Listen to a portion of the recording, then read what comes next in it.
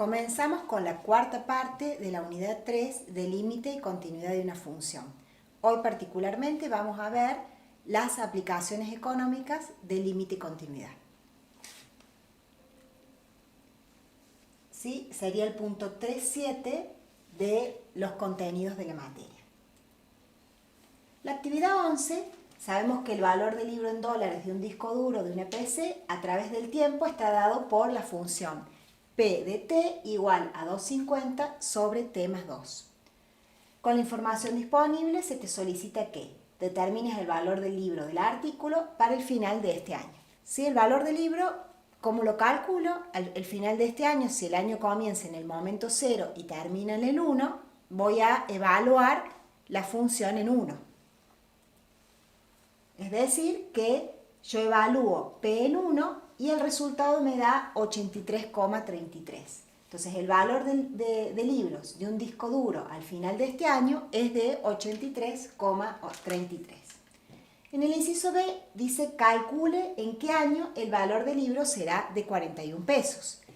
¿Qué es lo que debo hacer ahora? Recién me preguntaban cuánto va a ser el valor del libro, es decir, el valor de la función. Ahora me preguntan el valor de la variable independiente, es decir, que tengo que buscar el valor de t. Para eso voy a igualar la función p de t a 41 y voy a despejar t. Si yo la evalúo en 41, 41 igual a 250 por t más 2, multiplico el denominador por 41, luego aplico distributiva, 41 por t, 41 por 2, y despejo el valor de t hasta llegar que el valor de t es 4,01.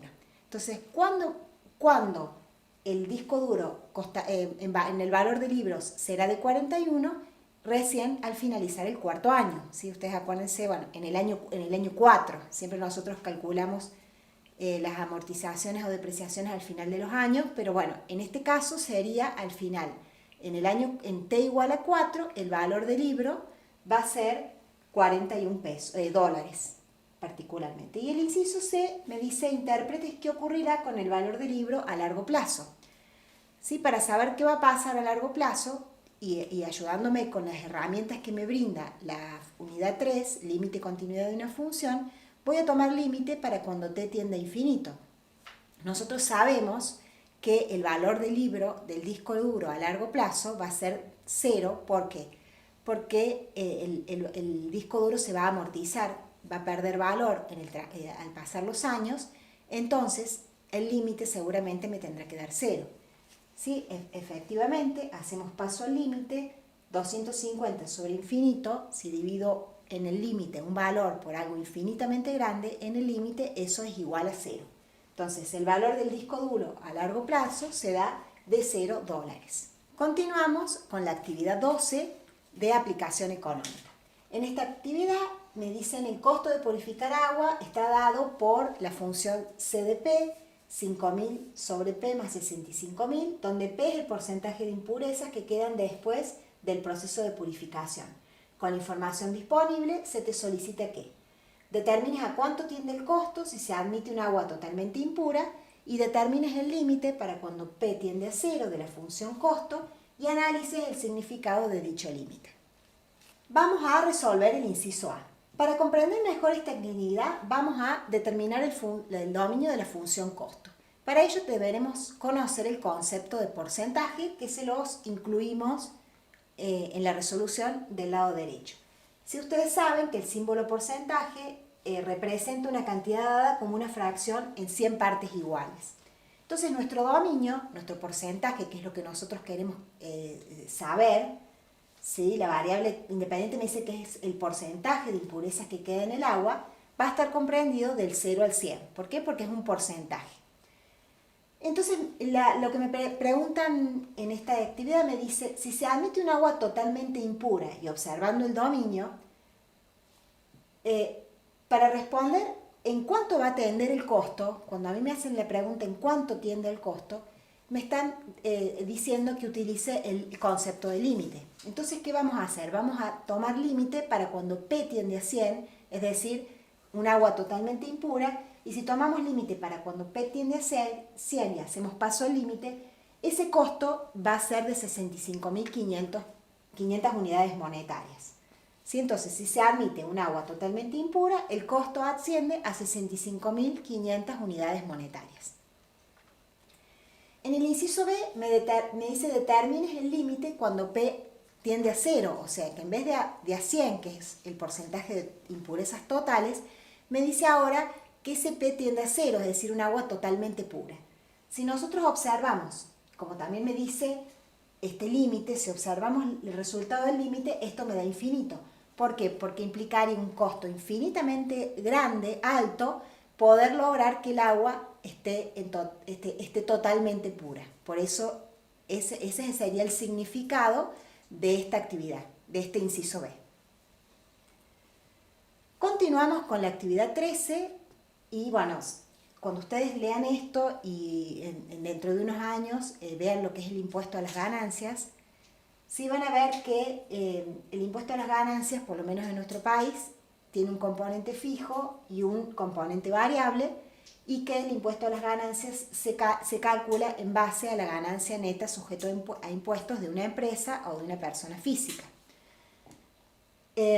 Bueno, no es exactamente igual al de Argentina, pero es similar esta tabla. Fíjense, en esta tabla tenemos la ganancia neta sujeto a impuesto, que si tenemos una ganancia que está de 0 a 20.000, vamos a pagar 0 pesos de impuesto a las ganancias. Si tenemos una ganancia entre 20.000 y 60.000 pesos, vamos a pagar el 12% de esa ganancia que tenga. Supónganse, tengo 30.000 pesos de ganancia, 12.000 por 30.000. Si mis ganancias están comprendidas entre el rango de 60 y 100.000, voy a pagar el 19% más 1.000 pesos. Pero cuidado aquí, ¿sí? Aquí yo le voy a restar el excedente. ¿Esto qué quiere decir? Vamos con el punto anterior. Si yo cobro entre 20.000 y 60.000, supónganse, gano entre 20.000 y 60.000, 30.000 pesos, le voy a restar 20.000. O sea que me van a quedar 10.000. A esos 10.000 los voy a multiplicar por el 12%. Para todos es lo mismo, ¿sí? Vamos a volver con el ejemplo que sigue. Si yo gano entre 60 y 100.000 pesos, supónganse 70. Le voy a restar el excedente, o sea, los 60, a esa diferencia le voy a aplicar el 19% y luego le voy a sumar 1.000. Y así sucesivamente para abajo. En base a estos datos que me da la tabla, ¿cómo voy a hacer yo para algebraicamente llevarlo a una fórmula matemática? Bueno, acá están los distintos incisos que ustedes tienen en el apunte. Bueno, en el inciso A, primero me solicitan que determine cuál es la variable independiente y cuál es la variable dependiente. ¿De qué va a depender el impuesto a las ganancias que yo voy a tener que pagar? Va a depender de los ingresos que yo tenga, de las ganancias que yo tenga, perdón, no de los ingresos, sino de mis ganancias. Entonces, la variable independiente corresponde a la ganancia neta sujeta a impuesto de la empresa. Y la variable dependiente va a ser el impuesto determinado a pagar. Bueno, ahora en el inciso B, me pide que determine la expresión algebraica de esta función t de x y haga la gráfica. Bueno, quizás esta sea la parte más complicada de la actividad, pero si ustedes comprenden la tabla, van a poder resolverla, más o menos con lo que les expliqué recién. Fíjense, esta expresión algebraica se va a obtener de los datos obtenidos en la tabla. Y vamos a volver a la tabla. Sí, yo aquí les escribí la primera y cada una de las siguientes para que puedan comprender cómo lo hicimos. Si volvemos a la tabla, sabemos que si una persona gana entre 0 y 20.000 pesos, ¿cuánto va a tener que pagar de impuesto a las ganancias? 0 pesos. Entonces, ¿cómo eso lo vamos a expresar en forma algebraica? Volvemos para atrás. ¿Sí? Si gana 0 pesos, ¿sí? O hasta 20.000 pesos, volvemos a la tabla a ver si se entiende mejor, de 0 a 20.000 pesos no paga impuesto a las ganancias.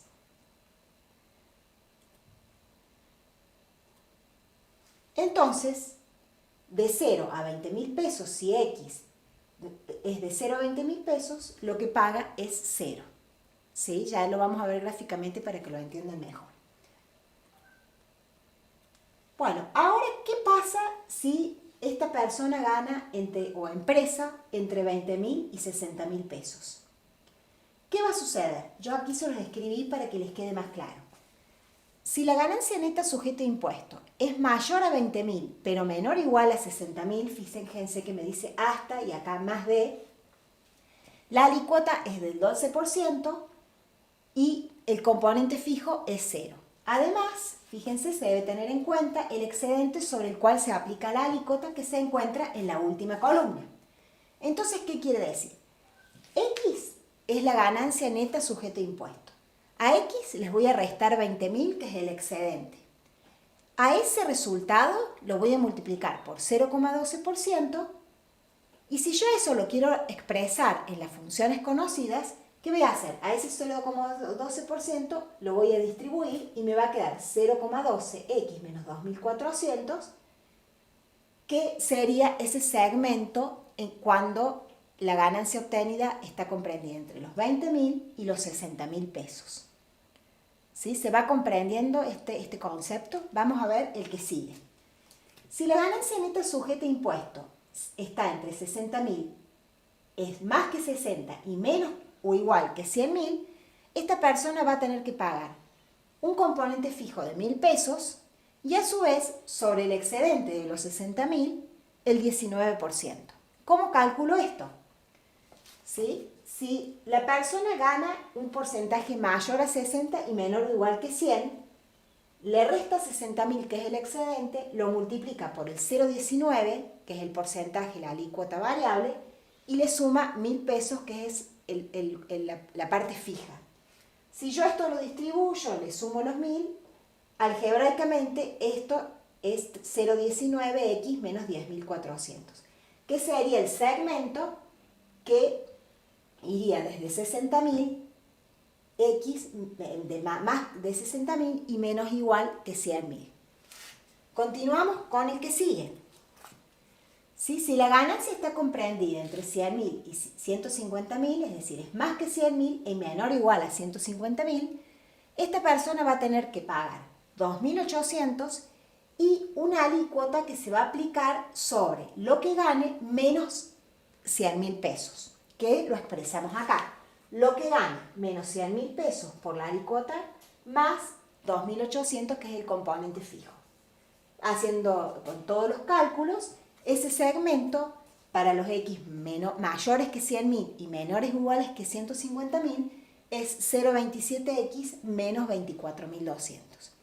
Y el último segmento me dice que si una persona o empresa gana más de 150.000 pesos, va a tener que pagar un componente fijo y un componente variable sobre el excedente de 150.000. Que hacemos el mismo cálculo que hicimos hasta ahora. Lo que gana, que sería X, mi variable independiente, menos los 150.000, que es el excedente, por el 35%, que yo lo expreso, le saco el porcentaje, más la alícuota, el valor fijo, haciendo pasajes de términos y despejando y obteniendo, llegamos a que eso es 0,35 menos 47.300 si X es mayor a 150.000, es decir, si se gana más, si la ganancia neta sujeta a impuesto es más de 150.000 pesos. Todo eso que dijimos recién lo coloqué formé la función t de x, que es una función definida por segmentos, considerando la tabla, que es la información que tuvimos para poder realizar la tabla. Y ahora vamos a hacer el gráfico. Para hacer el gráfico, ¿qué les voy a pedir que lo hagan cada uno en su casa? Que dividan el eje cartesiano en estas líneas imaginarias, que son los valores en donde cambia el segmento. Fíjense, de 0 a 20.000 hay una línea imaginaria, de 20.000 a 60, acá otra línea imaginaria, otra en 100.000 y otra en 150.000. ¿Por qué dividimos así el eje de coordenadas? Porque entonces sabemos que ahí va a ir cada segmento y lo vamos a poder graficar mejor.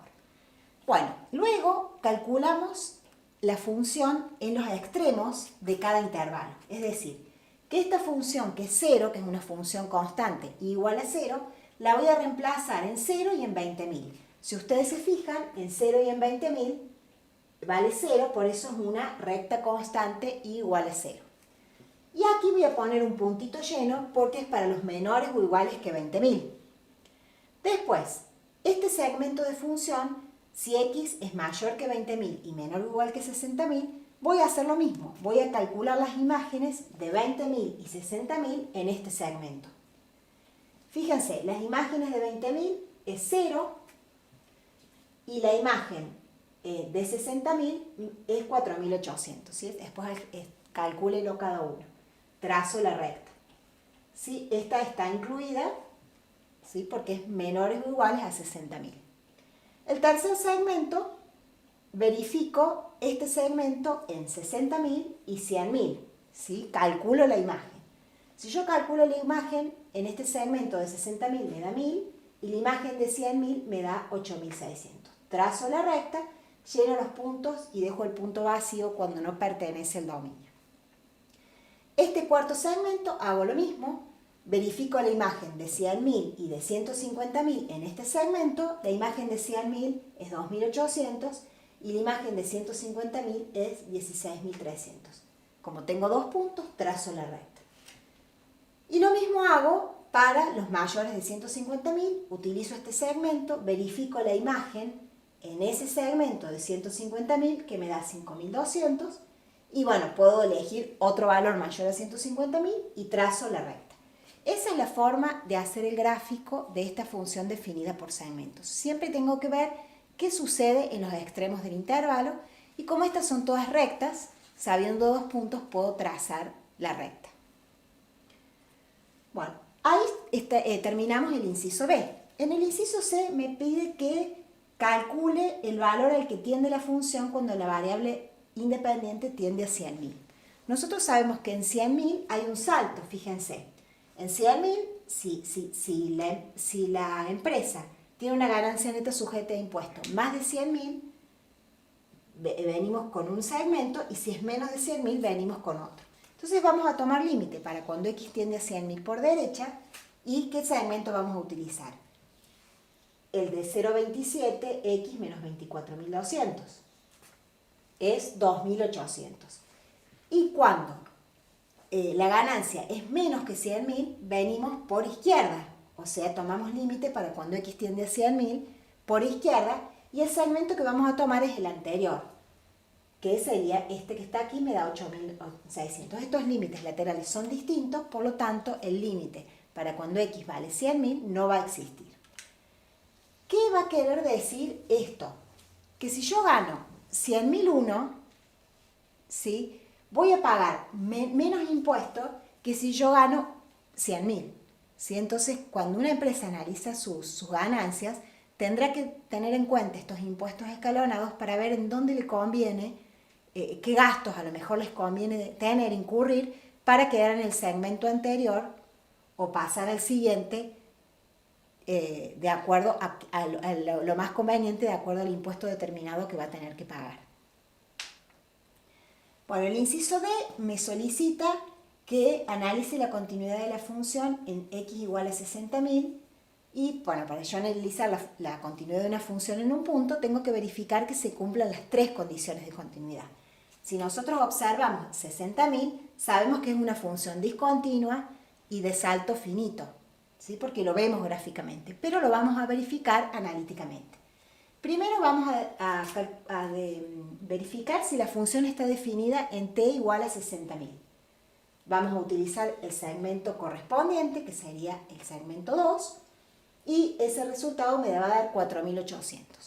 Luego vamos a calcular el límite para cuando x tiende a 60.000, por derecha y por izquierda. Por derecha me da 1.000, ¿sí?, y por izquierda me da 4.800. Estos límites laterales son distintos, por lo tanto no va a existir el límite para cuando x tiende a 60.000.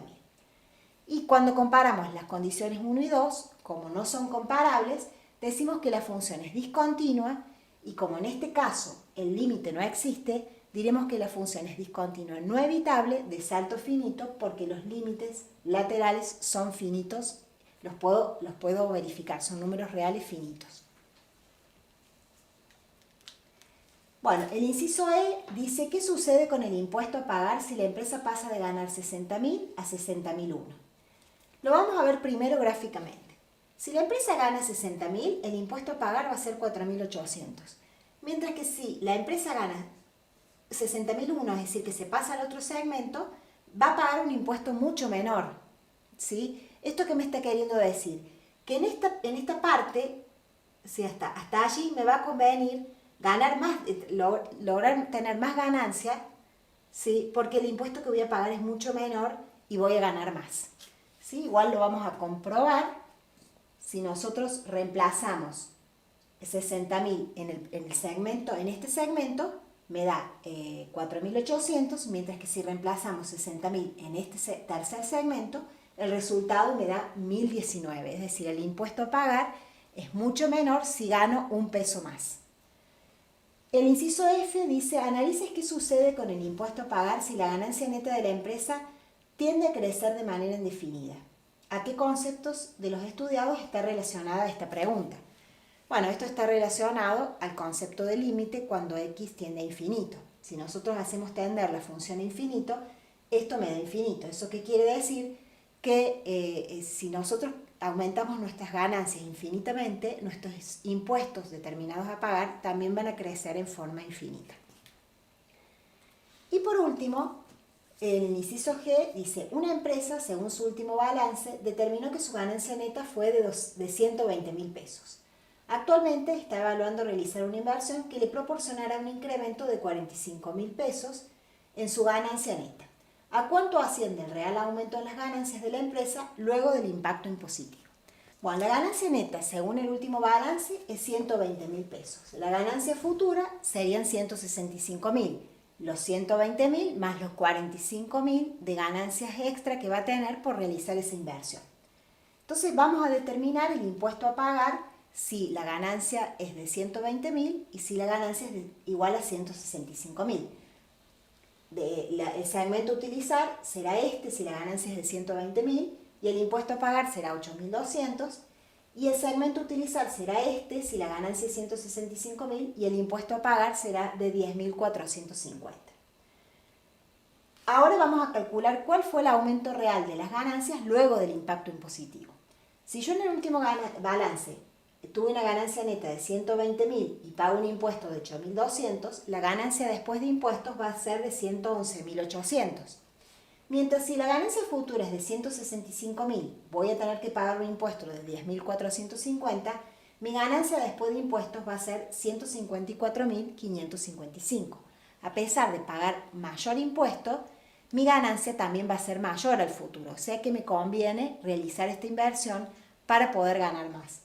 Y ese aumento real, ¿cómo lo voy a obtener? Lo que gane al futuro luego del impacto impositivo menos lo que gane en el último balance, y este aumento real van a ser los 42.755 pesos.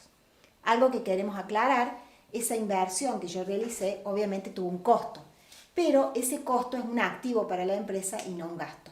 Cuando avancen más con las materias de ciencias económicas van a entender mejor este concepto. Bueno, todo por hoy. Nos encontramos nuevamente con la unidad 4 de Matemática en Contextos Económicos.